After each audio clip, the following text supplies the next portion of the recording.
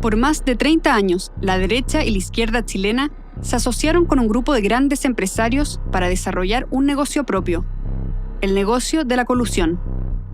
Los chilenos y los empresarios decentes fueron los perjudicados.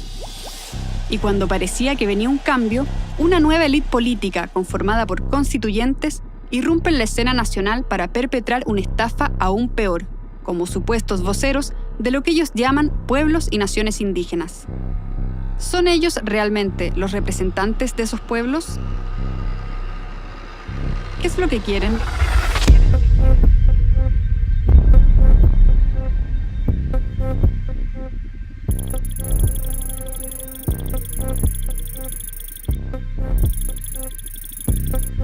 Actualmente hay 1,2 millones de chilenos registrados en el CERVEL como miembros de algún pueblo indígena, pero los 17 constituyentes elegidos como escaños reservados fueron electos con tan solo 89.000 votos, es decir, con el 7,1% del padrón indígena, y por tanto con ninguna representatividad real de esos mismos pueblos. ¿Cómo es entonces que convencen a los demás de que son lo que en realidad no son? Todo forma parte de un plan político que comienza a gestarse en alianza con el Partido Comunista, con Marcos Barras a la cabeza, cuando se crea el Ministerio de Pueblos Indígenas y los Consejos de Pueblos Indígenas. Para avanzar en la instalación de esta nueva élite, con tentáculos en todo el país, y después de la victoria del apruebo, que en ese momento despertaba esperanza en muchos chilenos, la clase política realiza una pequeña modificación.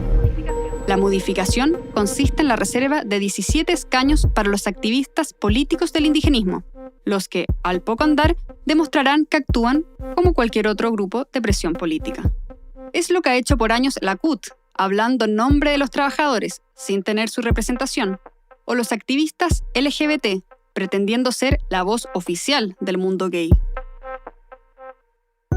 Para que la farsa fuera creíble y nadie dudara de su condición, los activistas del indigenismo llegan a la convención con atuendos tradicionales que no usan en su cotidianidad.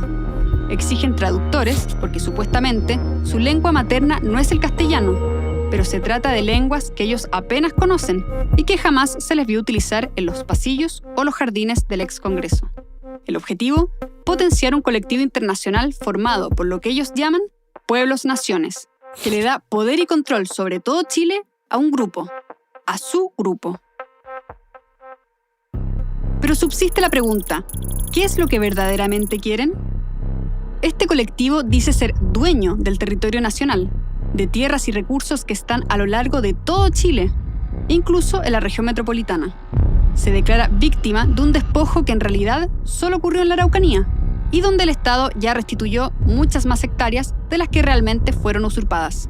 Aún así, su mentira se instala en medios de prensa y en los propios constituyentes.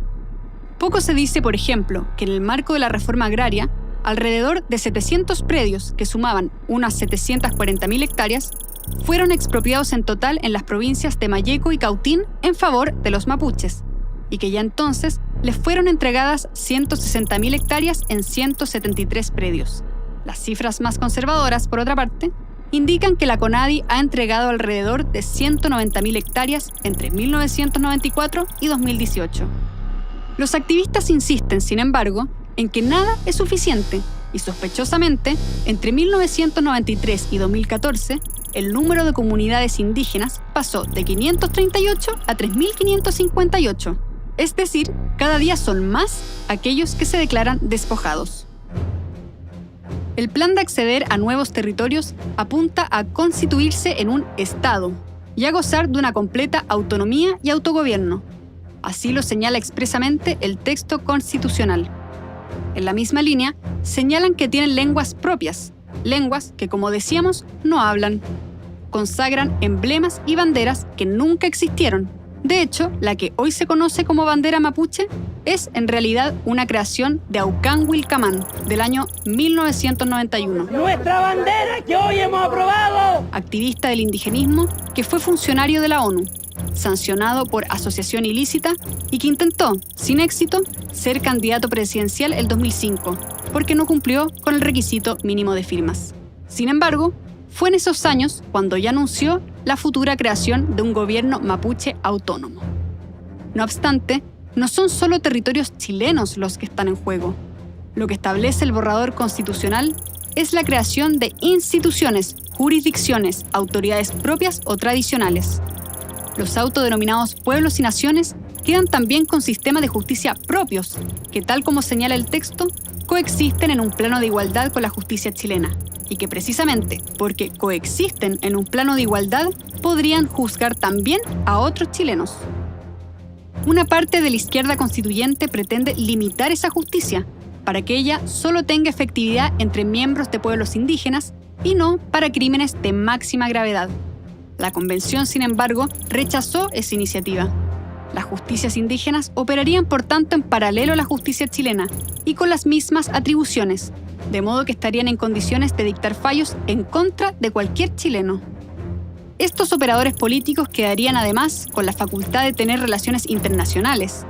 Chile se compromete a impulsar la integración regional, política, social, cultural, económica y productiva entre los estados y facilitar el contacto y la cooperación transfronteriza entre pueblos indígenas. Estamos hablando de la creación de un nuevo club de amigos, pero con más poder que la derecha, la izquierda y el gran empresariado juntos, porque no solo ganan privilegios para sí mismos, ganan poder sobre todo el resto de los chilenos a través de la creación de nuevos estados. Los autodenominados pueblos y naciones no se conforman, sin embargo, con sus propias instituciones. Tendrán espacios asegurados, además, en todos los órganos de poder de nuestro país. En cumplimiento de lo anterior, el Estado deberá garantizar la efectiva participación de los pueblos indígenas en el ejercicio y distribución del poder, incorporando su representación en la estructura del Estado, sus órganos e instituciones, así como su representación política en órganos de elección popular a nivel local, regional y nacional. Y luego el texto agrega: escaños reservados en el Congreso de Diputadas y Diputados, escaños reservados en la Cámara de las Regiones, escaños reservados en el Consejo Municipal, escaños reservados en el Consejo de Justicia, escaños reservados en la Comisión de Fiscalización de los Estados de Excepción, escaños reservados en la Asamblea Constituyente y escaños reservados en todos los órganos colegiados de representación popular a nivel nacional, regional y local. Adicionalmente, los activistas del indigenismo quedan en el nuevo texto constitucional con derecho al uso de cualquier recurso que tradicionalmente han usado u ocupado, que se encuentran en sus territorios y sean indispensables para su existencia colectiva. Eso significa cualquier cosa que ellos declaren haber usado o necesitar, que esté en cualquier territorio que declaren propio. Dentro de esos recursos está también el agua, que el Estado les garantiza constitucionalmente. La Constitución reconoce a los pueblos y naciones indígenas el uso tradicional de las aguas. Mientras tanto, los chilenos deberán acudir por autorizaciones a un organismo burocrático llamado la Agencia Nacional de Aguas. Si hasta ahora la derecha y la izquierda han utilizado los cargos públicos para pagar favores políticos a sus amigos o darle trabajo a su propia familia, esta nueva élite viene recargada. Quieren hacer un país nuevo y con absoluto control sobre él y los chilenos, al punto de que el texto les garantiza el derecho a vetar cualquier proyecto, cualquier actividad, cualquier cosa que los chilenos quieran hacer, y que ellos estimen que les afecte en sus derechos como chilenos o en sus privilegios como indígenas, es decir, en cualquier cosa.